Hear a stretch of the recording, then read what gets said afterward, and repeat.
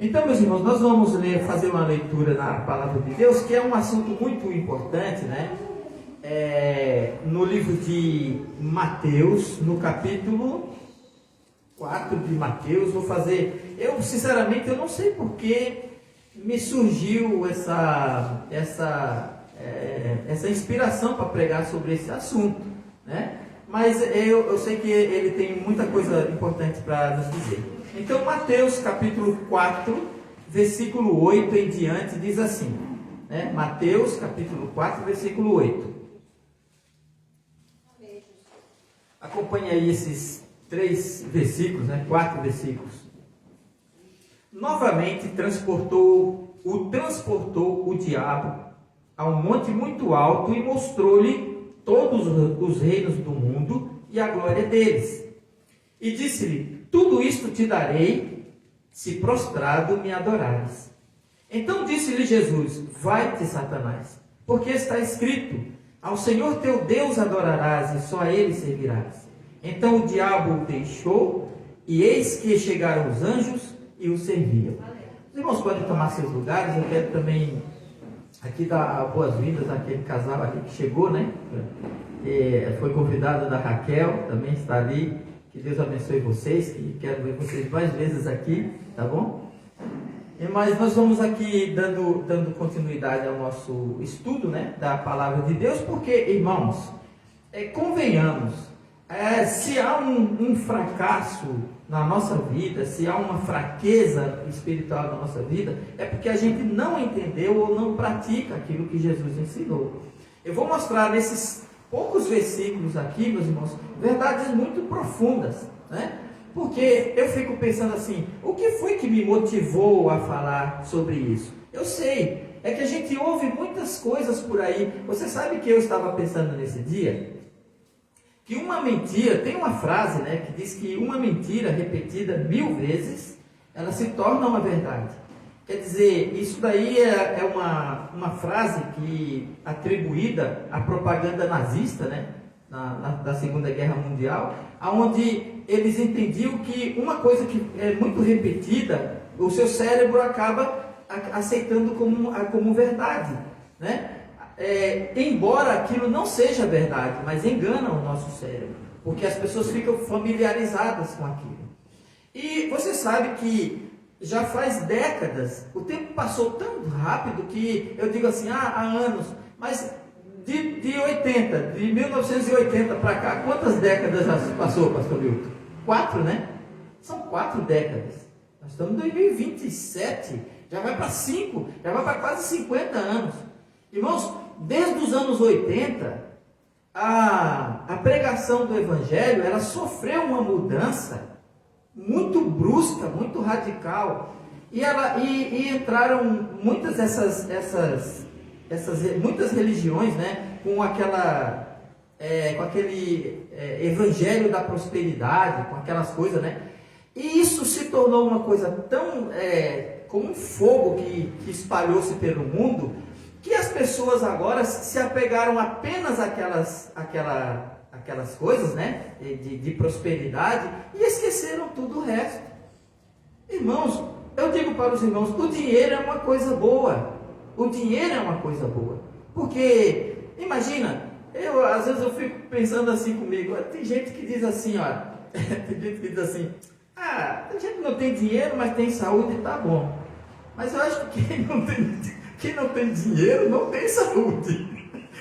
Não tem saúde, não tem nada, porque a preocupação acaba tirando a saúde da pessoa, né? Então, o dinheiro é bom porque ele supre as nossas necessidades. Ter saúde é bom e ter dinheiro também, mas dinheiro para suprir as nossas necessidades.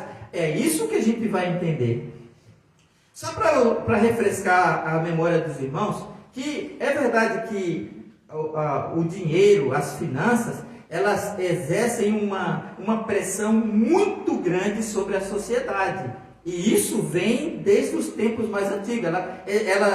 A gente sofre uma pressão muito grande, porque se trata, meus irmãos, de uma luta pela sobrevivência, não é verdade? Quando Adão estava lá no paraíso, Deus disse assim, olha, tudo isso aqui é seu, Adão, né? Você vai comer, beber, se vestir, tudo. Então Deus deu tudo que ele precisava. Quando ele pecou, aí as coisas ficaram difíceis para ele. Agora você vai trabalhar, no suor do teu rosto comerás o teu pão todos os dias da tua vida. Então, veja, os irmãos, prestem bem atenção no que eu estou falando. Que a luta pela sobrevivência, ela veio justamente pelo afastamento de Deus, por cortar o relacionamento de Deus, né? E o relacionamento de Deus com ele. Então, você vê que quando Deus faz promessas dentro da Bíblia, como eu vou falar, mostrando ali para os irmãos, a promessa de Deus para o povo que ele chama, ele diz assim, olha, se você me obedecer, então você terá essas coisas, né? Então as bênçãos que você vê que tinha Abraão, que tinha Jó, que tinha aqueles homens de Deus, aquilo vinha pela obediência deles ao Senhor.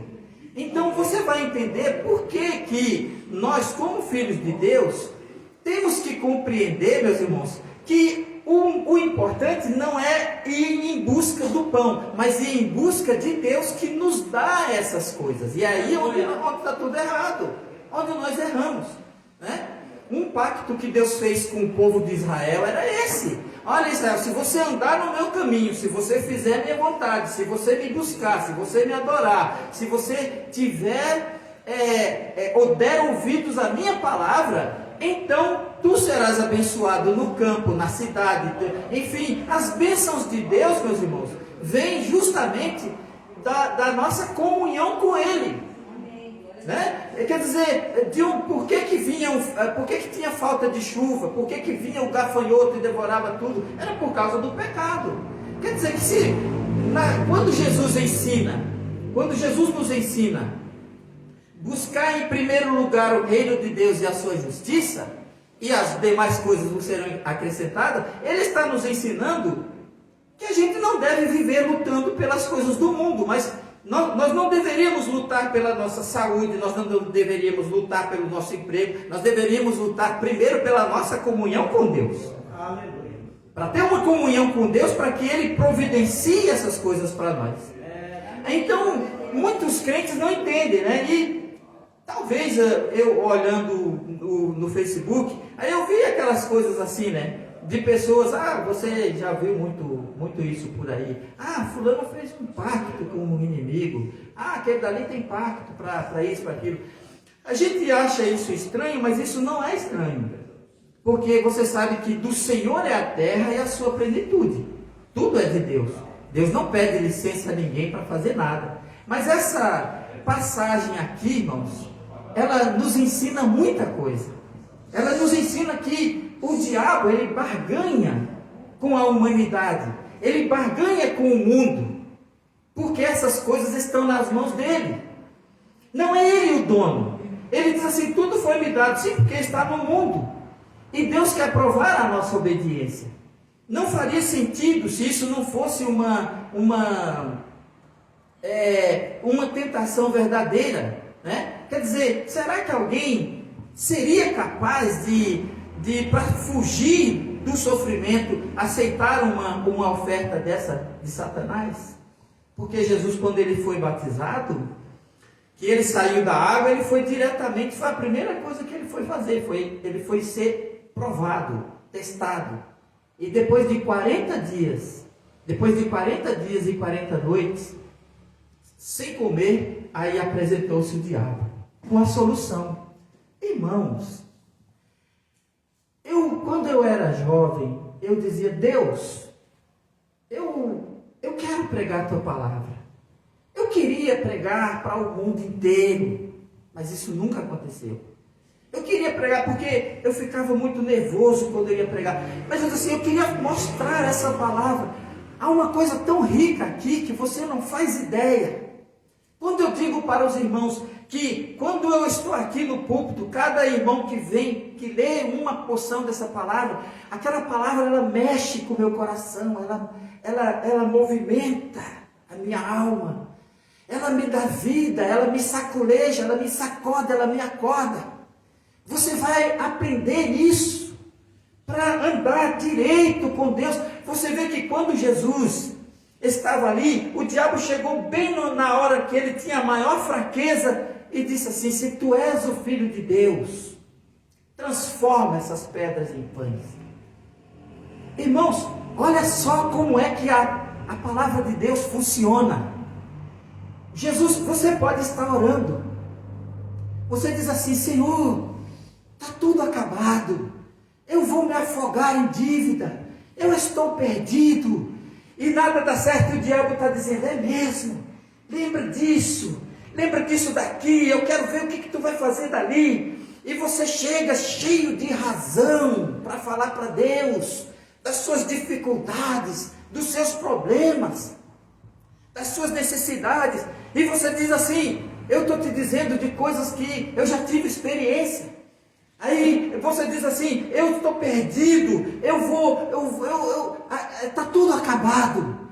Aí o Espírito Santo de Deus, que está dentro de você, ele puxa essa palavra e traz à tua memória, e você, na sua oração, você vai dizer: está escrito assim: quando passares pelas águas, estarei contigo. Quando pelos rios, eles não te submergirão. Quando passares pelo fogo, não te queimarás, nem a chama arderá em ti. Então você dá um choque em Satanás, porque você diz: está escrito, eu não vou morrer afogado, eu vou caminhar nas águas. As águas podem estar pelo pescoço, mas a minha fé em Deus é viva. Isso foi o que Jesus disse quando ele usou essa palavra, quando ele disse assim: nem só de pão viverá o homem. Ele se fortaleceu. Talvez a vontade dele era mesmo estender as mãos. Quem sabe se eu pegasse essa pedrinha arredondada e fizesse um pão delicioso. Mas Deus trouxe a memória dele, ele tinha uma arma poderosa contra o diabo. E não só isso afastou o diabo dele, mas fortaleceu ele. Ele se sentiu fortalecido.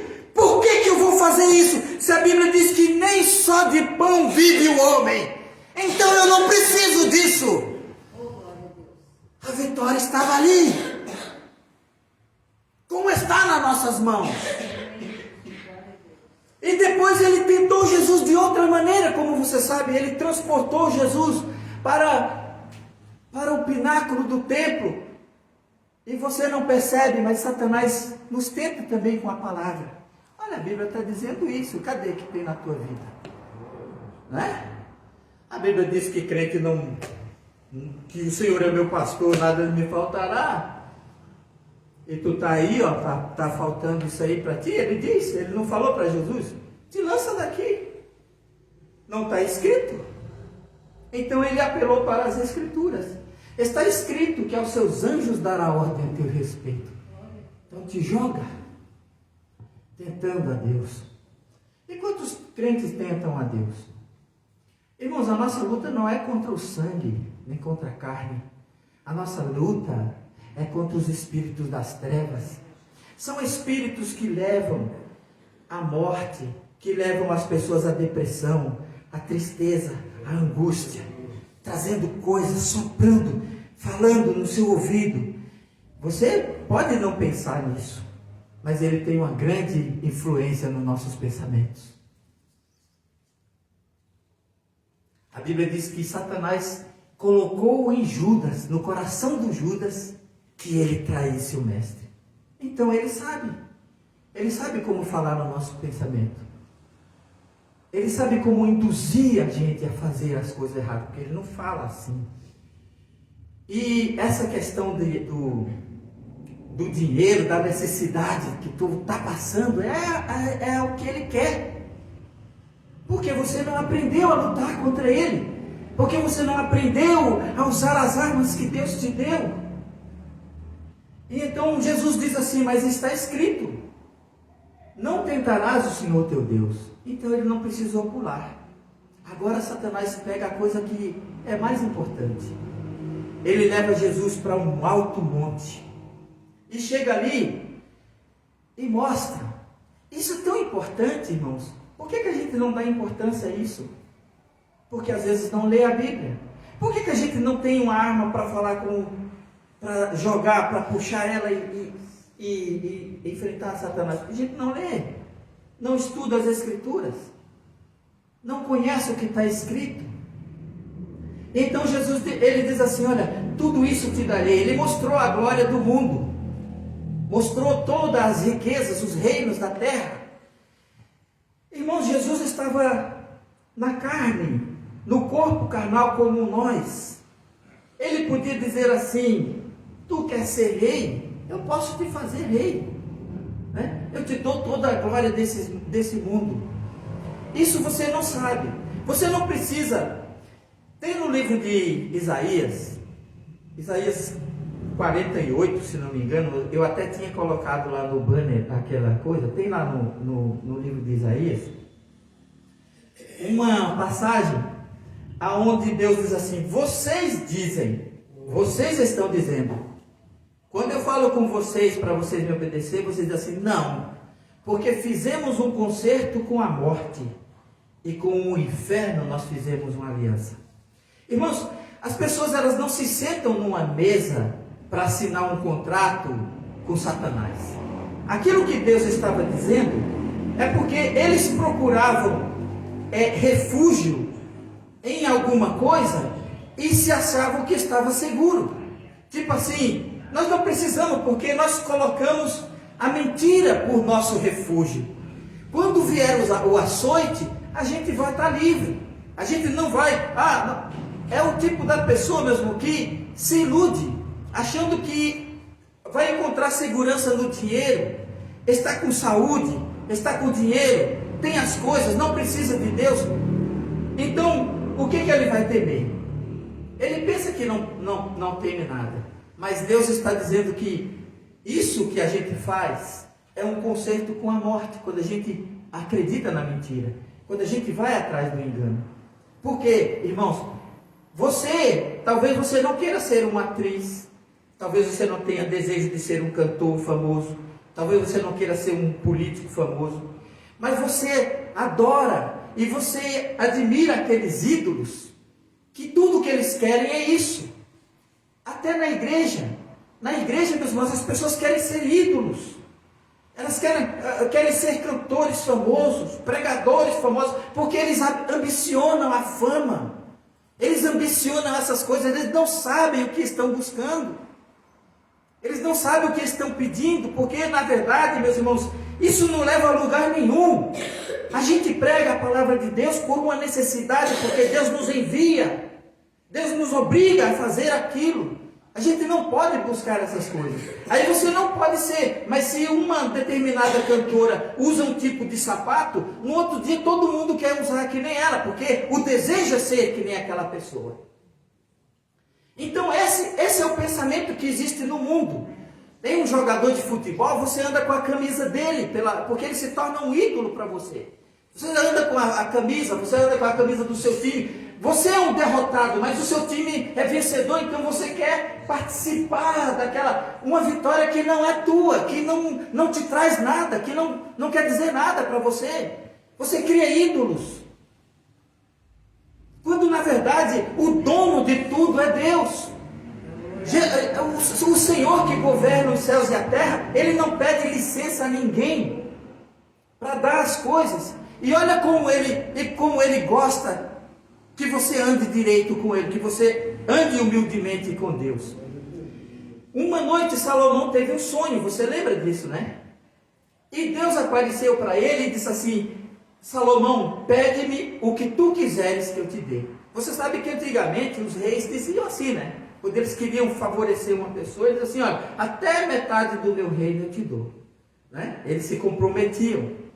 Mas você sabe que nem tudo que a gente pede a Deus, e quando você quiser saber como é que Deus age com você, Ele estando lá no céu e você aqui na terra, lê os evangelhos, porque muitas vezes chegaram na frente de Jesus e pedir coisa para Ele disse assim: isso aí eu não posso te dar, né? Você lembra do pedido da mãe de Tiago, né?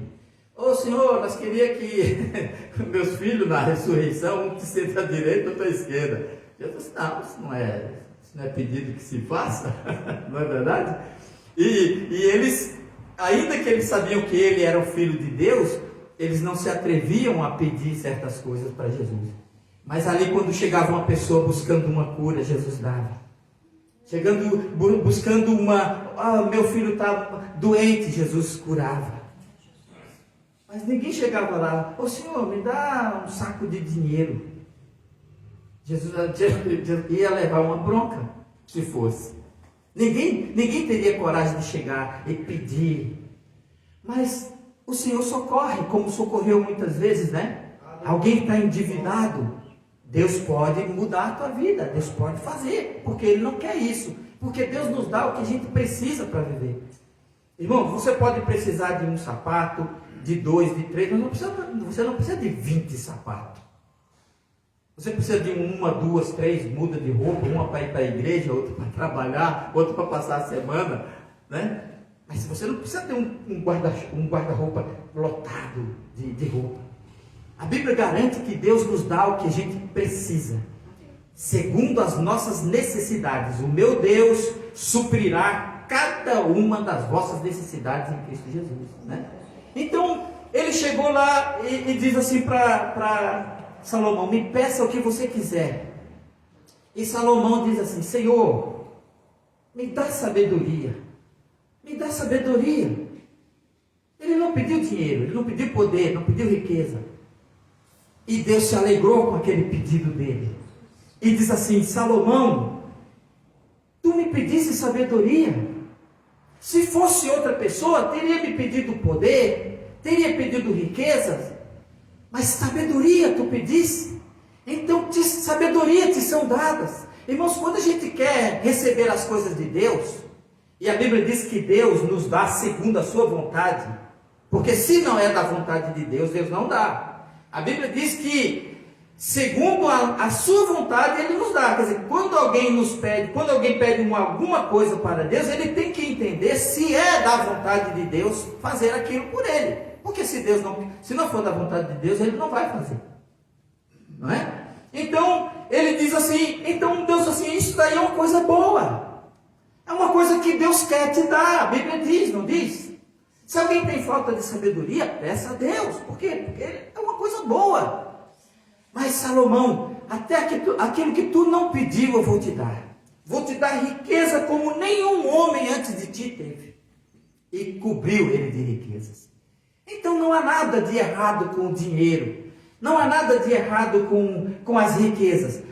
O que há de errado é esse comportamento nosso de querer as coisas e não querer a Deus. De buscar as coisas. Vou buscar a minha vitória. Eu vou buscar a minha bênção. A tua bênção é Deus na tua vida. A tua bênção é andar com Ele diariamente, dependendo dEle. Vivendo a dependência dEle. O pão nosso de cada dia me dá para a semana toda. É assim que diz? Não. O pão nosso de cada dia nos dá hoje. Porque eu preciso para hoje. O dia de amanhã não te pertence. Não se preocupe com o amanhã não é seu. Você pode amanhecer morto. Você pode não ter uma semana de vida pela frente. Mas se você tiver uma vida com Deus, se você tiver comunhão com Deus, como antigamente a pregação do Evangelho, ela tem por objetivo de converter as pessoas e não torná-las ricas. E aí esse Evangelho da prosperidade mudou a cabeça das pessoas, dos crentes, e transformou eles em umas pessoas gananciosas, vivendo e correndo atrás do dinheiro como os ímpios fazem. Jesus diz assim, essas coisas os ímpios procuram, isso é coisa deles. Buscar em primeiro lugar o reino de Deus e a sua justiça, e as demais coisas vos serão acrescentadas. A pregação do Evangelho é para converter você. Lembre-se disso. Adão tinha o que comer, o que beber, ele tinha tudo o que ele precisava. Quando ele cortou o relacionamento com Deus, agora Adão, você vai viver do suor do seu rosto. Aí, Aí Deus chama o povo e diz assim: olha, Israel, vem comigo se vocês andarem no meu caminho. Vou repetir, irmãos. O segredo está aqui, é buscar a Deus e não as coisas. Se vocês andarem comigo. Oh, quem não lembra de Crônicas 14, segunda Crônicas 14? Qualquer um de vocês aí poderia recitar, não pode? Vamos ver se vai, vamos ver. Se o meu povo que se chama pelo meu nome Bem alto. orar, Se converter os seus maus caminhos, eu ouvirei, sararei a sua terra. Fala todo mundo que é para saber que tem bastante gente na igreja hoje, vocês sabem. Mas é isso que diz: se o meu povo.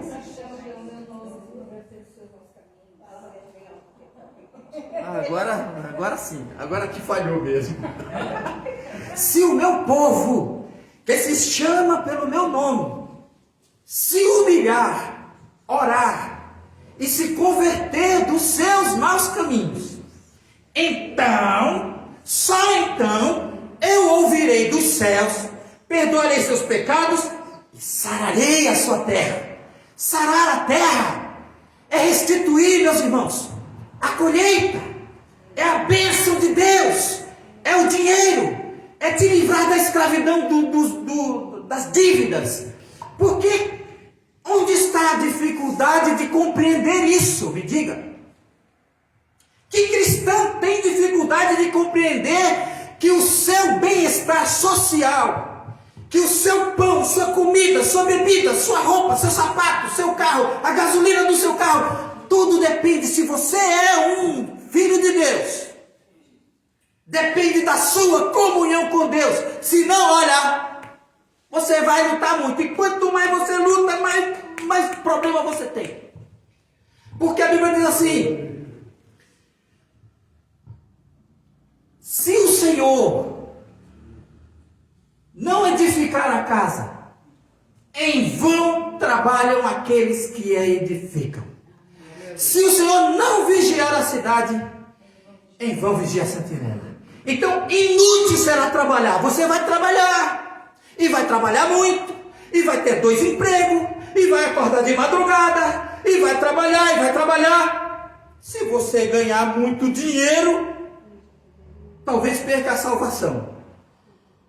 Não há garantia de que você ganhe dinheiro, mas só que a garantia do esforço é certa. Porque o dinheiro é assim, né? Quanto mais a gente corre atrás dele, tem até nos desenhos animados, né? Os dinheiros criam asa, né? Isso é tirado do livro de Provérbios. Quanto mais você corre atrás do dinheiro, mas ele vai para longe de você. Porque quem sabe ganhar dinheiro, irmão, o dinheiro vem para eles. Mas essa não é a habilidade dos crentes, porque a tua vocação é para o céu, não é para a terra. A tua vocação é o céu. Por isso que aqueles hinos que eram cantados, né, aqui: passarinhos, belas flores, querem me cantar. Ah, eu não quero mansão aqui, a minha casinha aqui é pequenininha. Eles nem gostam mais de cantar isso, né? Mas eu tenho uma mansão lá no céu. E é isso. Essa é a mensagem. Agora, quem não serve a Deus, serve a Mamon. Mamon, ele se tornou ali, é uma palavra em aramaico que quer dizer riqueza. Não quer dizer que você tenha riqueza, mas você tem ambição e que talvez nunca na vida venha ter riqueza. Mas vai perder a salvação porque não serve a Deus. Porque você vai correr atrás do dinheiro, vai se cansar. Você não vai conseguir o dinheiro e não vai conseguir a salvação. Porque os homens desse mundo que não têm a Jesus Cristo, o banco do Bradesco tem que ser dono de alguém, não tem? O Itaú também. Os dinheiros do mundo, alguém tem que administrar. Segundo a Bíblia nos deixa entender que Deus faz isso e dá isso, às vezes, como uma recompensa daqueles que não querem a salvação. É certo ou não é? Não está escrito lá na parábola dos ricos e de Lázaro, não é assim? Lembra, meu filho, que a tua parte tu recebeu ali. Né? Quer dizer, E a Bíblia diz assim: ai de vós os ricos, porque tendes a vossa consolação. Né? A Bíblia diz isso. Não é pecado ser rico. Pecado é correr atrás da riqueza. É se dedicar a ganhar dinheiro e não ter tempo para Jesus. Não ter tempo para ler a Bíblia. Para usar essa palavra como uma arma contra Satanás, contra o diabo, porque ela tem vida. Ela traz esperança e vida para nós. Isso é maravilhoso, irmãos. Isso é maravilhoso. Então, meus irmãos, essa é uma palavra que todos nós conhecemos. Não precisamos ir muito longe disso aí. Todos nós sabemos. O que nos afasta de Deus é a nossa desobediência. Olha, a palavra que eu citei de Crônicas, ela diz tudo. E Deus abençoava. Deus abençoava Abraão, irmãos. Abraão não era abençoado. Abraão não era fiel a Deus porque era abençoado. Preste bem atenção nessas palavras. Vocês estão entendendo o que eu quero dizer, né? Quer dizer, ele não servia a Deus porque Deus dava riqueza para ele. Não. Deus dava riqueza para ele porque ele era fiel. Jó também a mesma coisa. Aí chegou o dia, o diabo, e disse que não. Não foi assim com Jó? Quem deu riqueza para Jó? Foi o diabo? Não, foi Deus. Mas o que o diabo disse? Quer dizer, ele barganha com as coisas desse mundo, irmãos. Né? As coisas do mundo, ele barganha. Então ele diz assim: também Jó, claro que ele é fiel. Tu abençoaste, o homem é o mais poderoso do Oriente. Quem é o homem que não vai te servir por dinheiro? Olha, eu agradeço a Deus por Jó. A gente não precisa perder. A gente não precisa perder o que tem, o pouco que tem, para provar que amamos a Deus. Basta a gente ter uma atitude de adoração e dizer: não, eu vou buscar as coisas do céu. Eu vou buscar as coisas de Deus. Eu vou me dedicar a buscar a graça de Jesus. E Ele vai me dar tudo o que eu precisar, tudo o que eu preciso. Então o diabo chegou e disse assim: não, Jó, tira as coisas dele para ver se ele não vai blasfemar. Isso não acontece conosco? Isso não acontece diariamente na cabecinha dos crentes? Porque crente, filho de Deus, não pode andar assim. Mas quem está dizendo isso? É o diabo. Mas crente, filho de Deus, não anda com calça rasgada, com calça remendada, com chinelo furado. Não anda mesmo. Por que tu está andando? Por que Deus vai me dar? Não, porque tu é infiel. Porque tu é infiel. Porque se tu fosse fiel, o Senhor é o meu pastor, nada me faltará. Aí o diabo não vai lá, reclama para Deus. Mas tu vai reclamar o quê? Não é? E o diabo diz assim: tira tudo dele para ver se ele não blasfema. E tirou. E tirou mais. E quase matou Jó. Mas o que aconteceu depois que Jó passou por aquela provação? Deus deu tudo dobrado para ele. Porque para Deus, irmão, isso é uma coisa boa. Fazer, não, Jó, vou dar agora o dobro. O diabo quis tirar e vou dar dobrado. Agora, essa de crente infiel, andar atrás do dobro, andar atrás da bênção, andar atrás da vitória, de estar no palco, de isso e de aquilo, essas ambições, isso não leva a lugar nenhum. Porque a riqueza que nós temos é a graça de Deus na nossa vida. Essa palavra. Irmão, como é maravilhoso. Você está morrendo de fome e dizendo assim: meu Deus, essa semana as latinhas acabou tudo. E olha, eu não tenho dinheiro para comprar arroz, não tenho dinheiro para comprar comida. Se você é crente de verdade, você vai dizer assim: não, minha fidelidade a Deus não pode mudar. Você vai falar, você vai usar a palavra de Deus. Diz assim: nem só de pão viverá o homem. E se eu morrer de fome, eu vou para o céu. De barriga vazia, mas vou para o céu. É assim, irmãos. A coisa mais linda que existe no ser humano. O que é que você pode dar para Deus? Esses dias eu estava pensando assim. A Bíblia fala do amor de Deus. Eu compreendo a ira de Deus. Eu compreendo eu imagino o que é a ira de Deus, o que é a raiva, o ódio que ele sente de ser desprezado, de ser insultado. Olha quantos insultos que você não suportaria, mas Deus suporta. Alguém chega e faz piada com o nome de Deus, e blasfema e tudo mais, ele suporta. Então, eu posso compreender a raiva que ele tem de pegar e se vingar dessas pessoas. Agora, eu não compreendo o amor de Deus. Eu fiquei pensando esses dias, orando e conversando, Senhor, eu não compreendo o teu amor. Porque, que amor? A Bíblia diz assim, que Deus amou o mundo de tal maneira. Eu já falei para vocês que são poucos os que se salvam.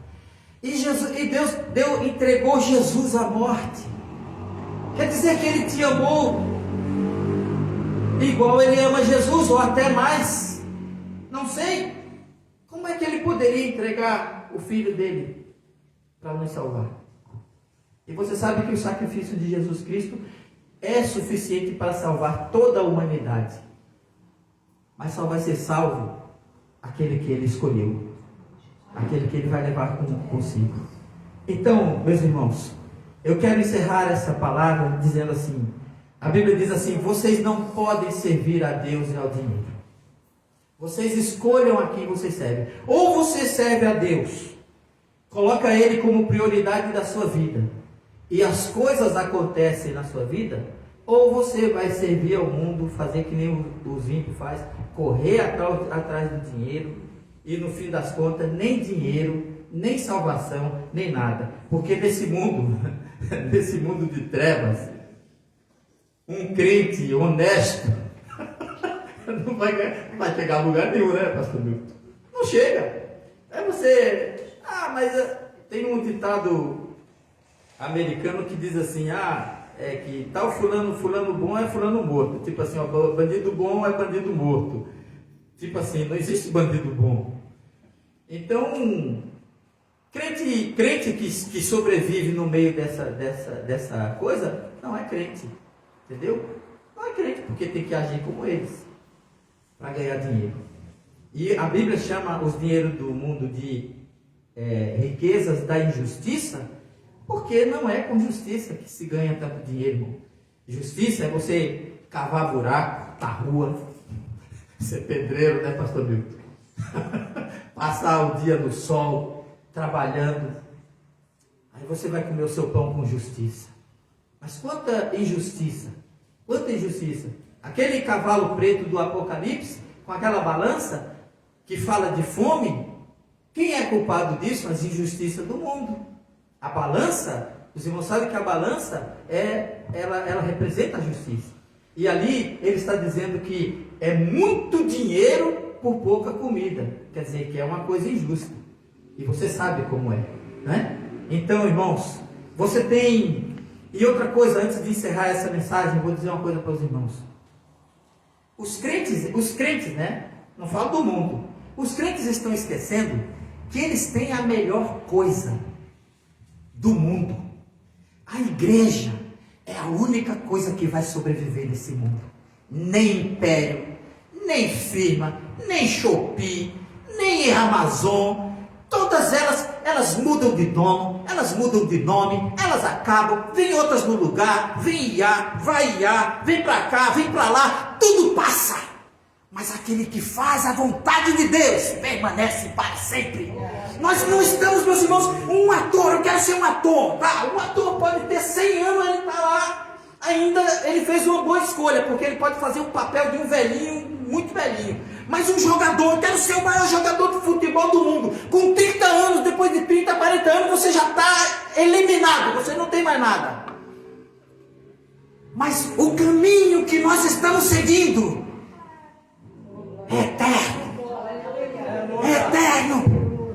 O mundo está, meus irmãos, fervendo. E a igreja de Jesus Cristo está caminhando para uma vitória.